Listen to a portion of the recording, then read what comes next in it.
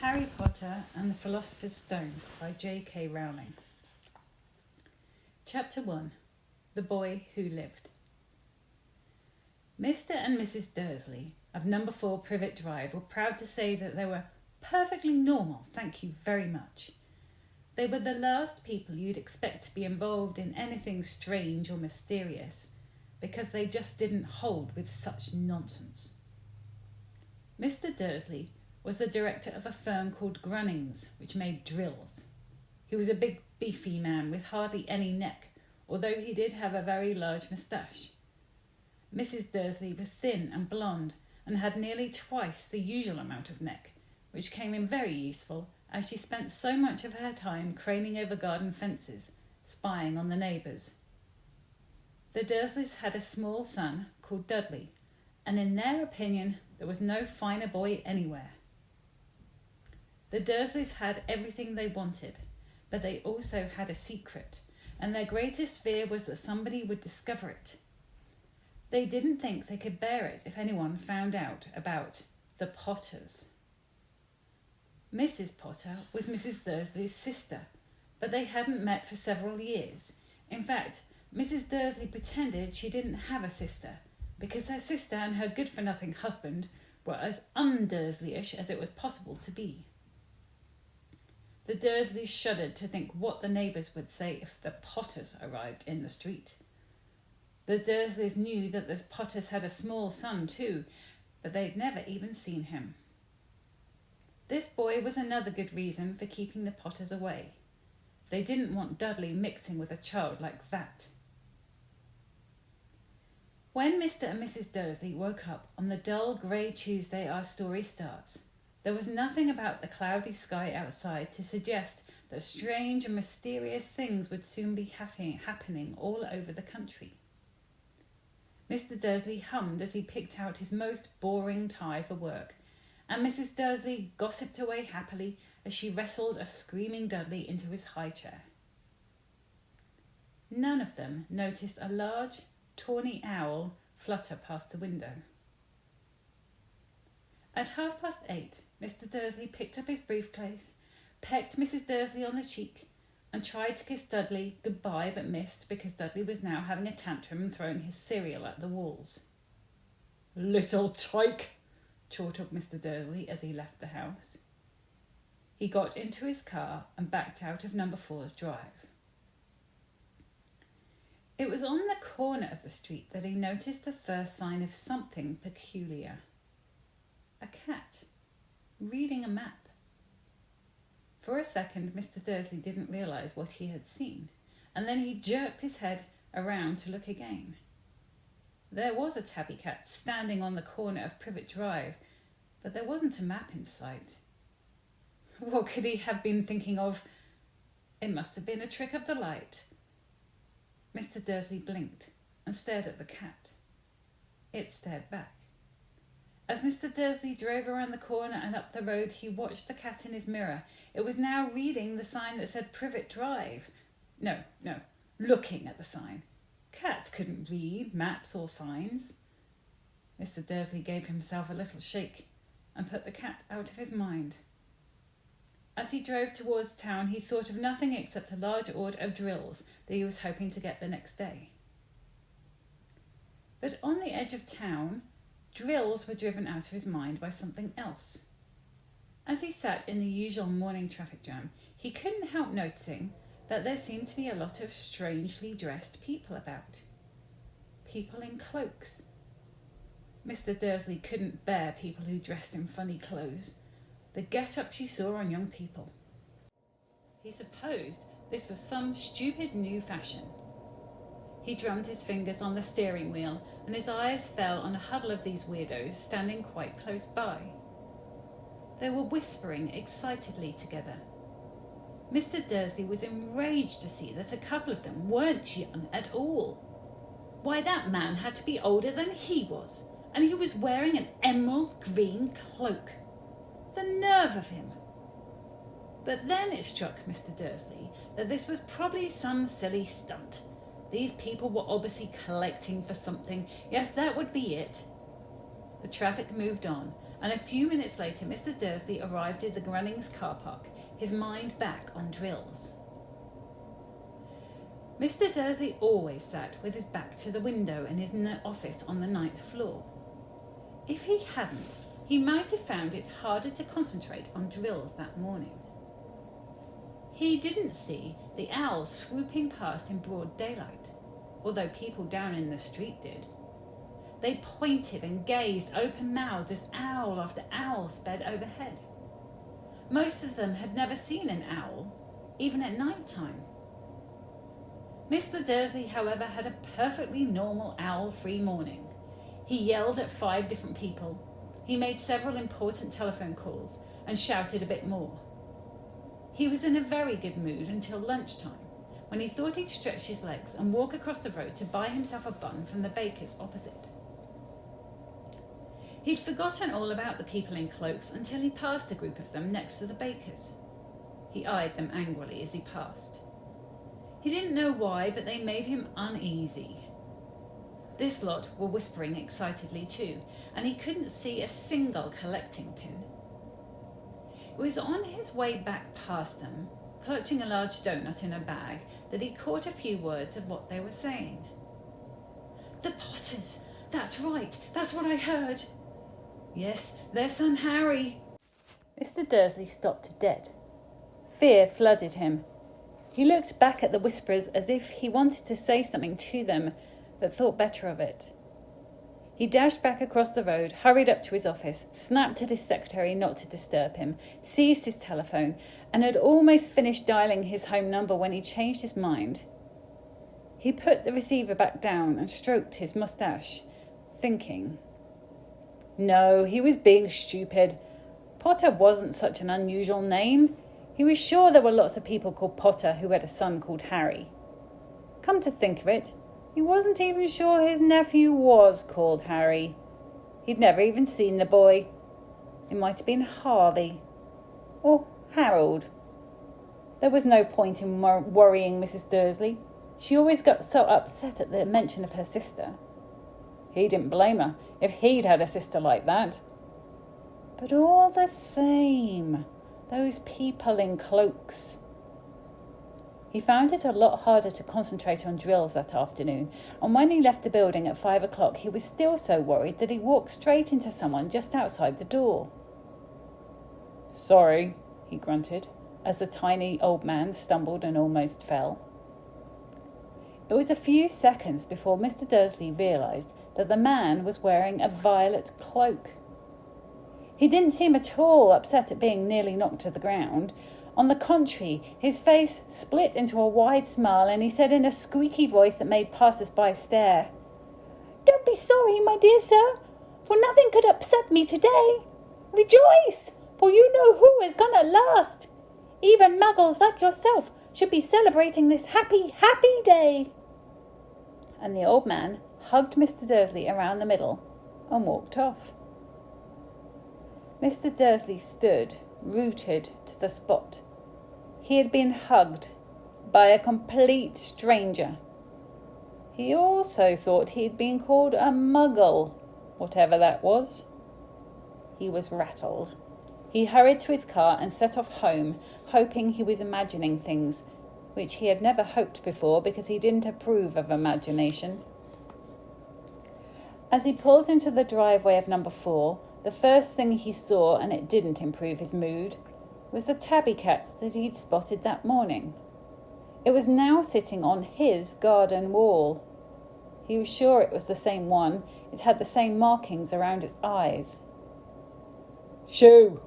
said Mr. Dursley loudly. The cat didn't move. It just gave him a stern look. Was this normal cat behaviour? Mr. Dursley wondered.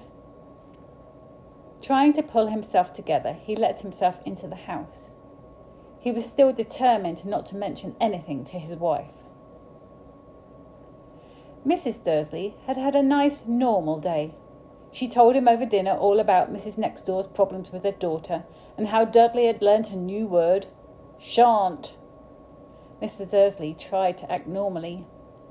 When Dudley had been put to bed, He went into the living room in time to catch the last report on the evening news. And finally, birdwatchers everywhere have reported that the nation's owls have been acting very unusually today. Although owls normally hunt at night and are hardly ever seen in daylight, there have been hundreds of sightings of these birds flying in every direction since sunrise. Experts are unable to explain why the owls have suddenly changed their sleeping pattern. The newsreader allowed himself a grin. Most mysterious. And now over to Jimmy McGuffin with the weather. Going to be any more showers of owls tonight, Jim? Well, Ted, said the weatherman, I don't know about that, but it's not only the owls that have been acting oddly today. Viewers as far apart as Kent, Yorkshire and Dundee have been phoning in to tell me that instead of the rain I promised yesterday, they've had a downpour of shooting stars. Perhaps people have been celebrating bonfire early. It's not until next week, folks, but I can promise a wet night tonight. Mr. Dursley sat frozen in his armchair. Shooting stars all over Britain, owls flying by daylight, mysterious people in cloaks all over the place, and a whisper about the Potters. Mrs. Dursley came into the living room carrying 2 cups of tea. It was no good. He would have to say something to her. He cleared his throat nervously. Petunia, dear, you haven't heard from your sister lately, have you? As he had expected, Mrs. Dursley looked shocked and angry. After all, they normally pretended that she didn't have a sister. No, she said sharply. Why? Funny stuff on the news, Mr. Dursley mumbled. Owls, shooting stars, and there are a lot of funny-looking people on Tow today. So, snapped Mrs. Dursley. Well, I just thought maybe it was something to do with, her lot. Mrs. Dursley sipped her tea through pursed lips. Mr. Dursley wondered whether he'd dare tell her that he'd heard the name Potter. He decided he didn't dare. Instead, he said as casually as he could, Their son, he'd be about Dudley's age now, wouldn't he? I suppose so, said Mrs. Dursley stiffly. What's his name again? Howard, wasn't it? Harry. Nasty common name, if you ask me. Oh, yes, said Mr. Dursley, his heart sinking horribly. Yes, I quite agree. He didn't say another word on the subject as they went upstairs to bed. While Mrs. Dursley was in the bathroom, Mr. Dursley crept to the bedroom window and peered down into the front garden. The cat was still there. It was staring down Privet Drive as though it was waiting for something. Was he imagining things? Could all this have anything to do with the Potters? If it did, if it got out that they were related to a pair of... Well, he didn't think he could bear it. The Dursleys got into bed. Mrs. Dursley fell asleep quickly, but Mr. Dursley lay awake, turning it all over in his mind. His last comforting thought before he fell asleep was that even if the Potters were involved, there was no reason for them to come near him and Mrs. Dursley. The Potters knew very well what he and Petunia thought about them and their kind. He couldn't see how he and Petunia could get mixed up in anything that might be going on. He yawned and turned over. It couldn't affect them. How very wrong he was. Mr. Dursley might have been drifting into an uneasy sleep, but the cat on the wall outside was showing no sign of sleepiness. It was sitting as still as a statue, its eyes fixed unblinkingly on the far corner of Privet Drive. It didn't so much as quiver when a car door slammed in the next street, nor when 2 owls swooped overhead. In fact, it was nearly midnight before the cat moved at all. A man appeared on the corner that the cat had been watching, appeared so suddenly and silently you'd have thought he'd just popped out of the ground. The cat's tail twitched and its eyes narrowed. Nothing like this man had ever been seen in Privet Drive. He was tall, thin, and very old, judging by the silver of his hair and beard, which were both long enough to tuck into his belt. He was wearing long robes, a purple cloak which swept the ground, and high-heeled, buckled boots. His blue eyes were light, bright and sparkling behind half-moon spectacles, and his nose was very long and crooked, as though it had been broken at least twice. This man's name was Albus Dumbledore. Albus Dumbledore didn't seem to realise that he had just arrived in a street where everything from his name to his boots was unwelcome. He was busily rummaging in his cloak, looking for something. But he did seem to realise he was being watched, because he looked up suddenly at the cat, which was still staring at him from the other end of the street. For some reason, the sight of the cat seemed to amuse him. He chuckled and muttered, "I should have known." He had found what he was looking for in his inside pocket. It seemed to be a silver cigarette lighter. He flicked it open, held it up in the air, and clicked it. The nearest street lamp went out with a little pop. He clicked it again. The next lamp flickered into darkness. 12 times he clicked the put-outer, until the only lights left in the whole street were 2 tiny pinpricks in the distance, which were the eyes of the cat watching him. If anyone looked out of their window now, even beady-eyed Mrs. Dursley, they wouldn't be able to see anything that was happening down on the pavement. Dumbledore slipped the put-outer back inside his cloak and set off down the street towards number 4, where he sat down on the wall next to the cat. He didn't look at it, but after a while he spoke to it. "Fancy seeing you here, Professor McGonagall." He turned to smile at the tabby, but it had gone. Instead, he was smiling at a rather severe-looking woman who was wearing square glasses exactly the shape of the markings that the cat had had around its eyes. She too was wearing a cloak, an emerald one. Her black hair was drawn into a tight bun, and she looked distinctly ruffled. "How did you know it was me?" she asked. "My dear Professor, I've never seen a cat sit so stiffly." "You'd be stiff if you were sitting on the brick wall all day," said Professor McGonagall. "All day? When you could have been celebrating? I must have passed a dozen feasts and parties on my way here." Professor McGonagall sniffed angrily.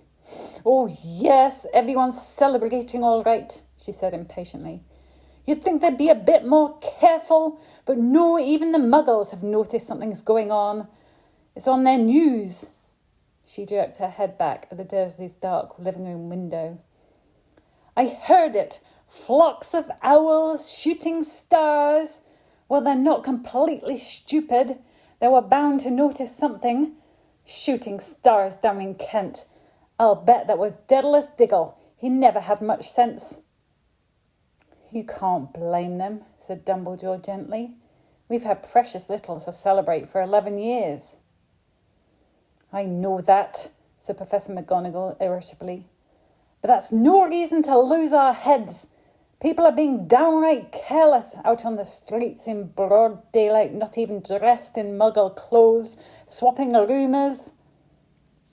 She threw a sideways sharp glance at Dumbledore here, as though hoping he was going to tell her something, but he didn't, so she went on. "A fine thing it would be if on the very day that you-know-who seems to have disappeared at last, the Muggles found out about us all."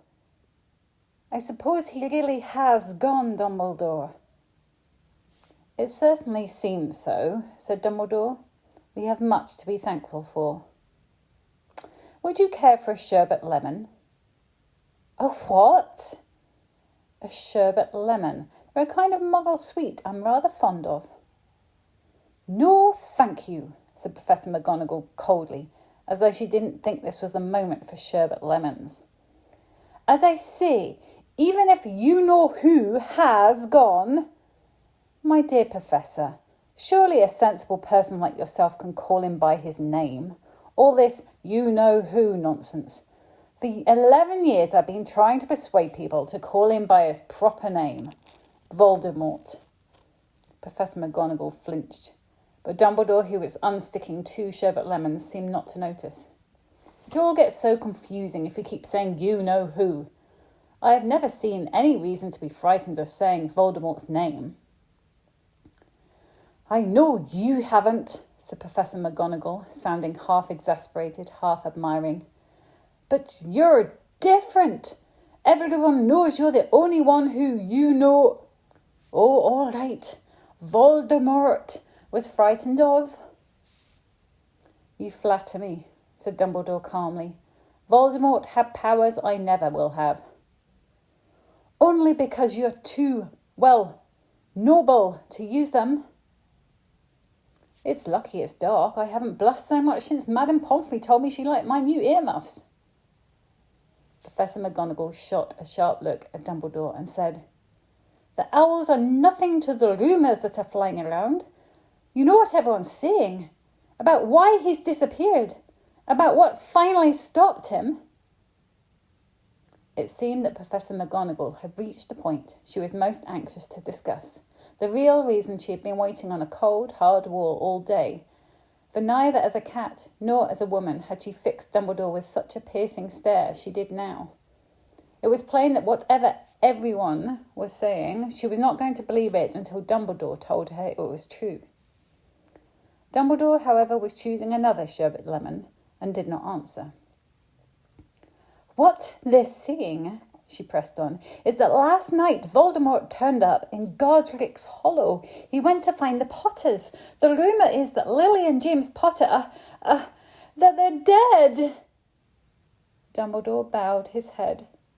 Professor McGonagall gasped. Lily and James! I can't believe it. I didn't want to believe it. Oh, Albus! Dumbledore reached out and patted her on the shoulder. I know, he said heavily. Professor McGonagall's voice trembled as she went on. That's not all. They're saying he tried to kill a Potter's son, Harry, but he couldn't. He couldn't kill that little boy. No one knows why or how, but they're saying that when he couldn't kill Harry Potter, Voldemort's powers somehow broke, and that's why he's gone. Dumbledore nodded glumly. It is true, faltered Professor McGonagall. After all he's done, all the people he's killed, he couldn't kill a little boy? It's just astounding, of all the things to stop him. But how in the name of heaven did Harry survive? We can only guess, said Dumbledore. We may never know. Professor McGonagall pulled out a lace handkerchief and dabbed at her eyes beneath her spectacles. Dumbledore gave a great sniff as he took a golden watch from his pocket and examined it. It was a very odd watch. It had 12 hands, but no numbers. Instead, little planets were moving around the edge. It must have made sense to Dumbledore, though, because he put it back in his pocket and said, Hagrid's late. I suppose it was he who told you I'd be here, by the way? Yes, said Professor McGonagall. And I don't suppose you're going to tell me why you're here, of all places? I've come to bring Harry to his aunt and uncle. They're the only family he has now. You can't mean the people who live here, cried Professor McGonagall, jumping to her feet and pointing at number 4. Dumbledore, you can't. I've been watching them all day. You couldn't find 2 people who are less like us. And they've got this son. I saw him kicking his mother all the way up the street, screaming for sweets. Harry Potter come and live here? It's the best place for him, said Dumbledore firmly. His aunt and uncle will be able to explain everything to him when he's older. I've written them a letter. A letter? Replied Professor McGonagall faintly, sitting back down on the wall. Really, Dumbledore? You think you can explain all this in a letter? These people will never understand him. He'll be famous, a legend. I wouldn't be surprised if today was to be known as Harry Potter Day in future. There'll be books written about Harry. Every child in our world will know his name. Exactly, said Dumbledore, looking very seriously over the top of his half-moon glasses. It would be enough to turn any boy's head. Famous before he can walk and talk. Famous for something he won't even remember. Can't you see how much better off he'll be, growing up away from all that until he's ready to take it? Professor McGonagall opened her mouth, changed her mind, swallowed, and then said, Yes, you're right, of course. But how is the boy getting here, Dumbledore? She eyed his cloak suddenly, as though she thought he might be hiding Harry underneath it. Hagrid's bringing him. Do you think it was wise to trust Hagrid with something as important as this? I would trust Hagrid with my life, said Dumbledore. I'm not saying his heart is in the right place, said Professor McGonagall grudgingly. But you can't pretend he's not careless. He does tend to... What was that? A low rumbling sound had broken the silence around them. It grew steadily louder as they looked up and down the street for some sign of a headlight. It swelled to a roar as they both looked up into the air, and a huge motorbike fell out of the sky and landed on the road in front of them. If the motorbike was huge, it was nothing to the man sitting astride it. He was almost twice as tall as a normal man, and at least 5 times as wide. He looked simply too big to be allowed, and so wild. Long tangles of bushy black hair and beard hid most of his face. He had hands the size of dustbin lids, and his feet in their leather boots were like baby dolphins. In his vast, muscular arms, he was holding a bundle of blankets. Hagrid, said Dumbledore, sounding relieved. At last. And where did you get that motorbike? Borrowed it, Professor Dumbledore, sir, said the giant, climbing carefully off the motorbike as he spoke. Young Sirius Black lent it to me.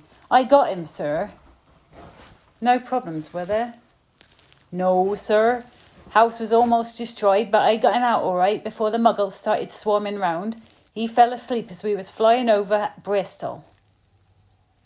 Dumbledore and Professor McGonagall bent forward over the bundle of blankets.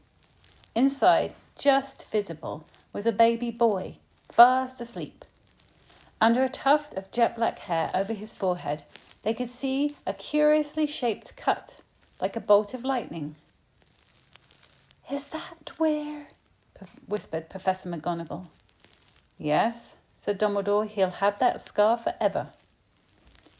Couldn't you do something about it, Dumbledore? Even if I could, I wouldn't. Scars can come in useful. I have one myself above my left knee, which is a perfect map of the London Underground. Well, give him here, Hagrid. We'd better get this over with. Dumbledore took Harry in his arms and turned towards the Dursleys' house. Could I say goodbye to him, sir? Said Hagrid. He bent his great shaggy head over Harry and gave him what must have been a very scratchy, whiskery kiss. And then suddenly Hagrid let out a howl like a wounded dog. Shh! Hissed Professor McGonagall. You'll wake the muggles. Sorry, sobbed Hagrid, taking out a large spotted handkerchief and burying his face in it. But I can't stand it. Lily and James dead and poor little Harry off to live with muggles. Yes, it's all very sad, but get a grip on yourself, Hagrid, or we'll be found, Professor McGonagall whispered, patting Hagrid gently on the arm as Dumbledore stepped over the low garden wall and walked to the front door. He laid Harry gently on the doorstep, took a letter out of his cloak, tucked it inside Harry's blankets, and then came back to the other 2. For a full minute, the 3 of them stood and looked at the little bundle. Hagrid's shoulders shook. Professor McGonagall blinked furiously, and the twinkling light that usually shone from Dumbledore's eyes seemed to have gone out. Well, said Dumbledore finally, that's that. We've no business staying here. We may as well go and join the celebrations."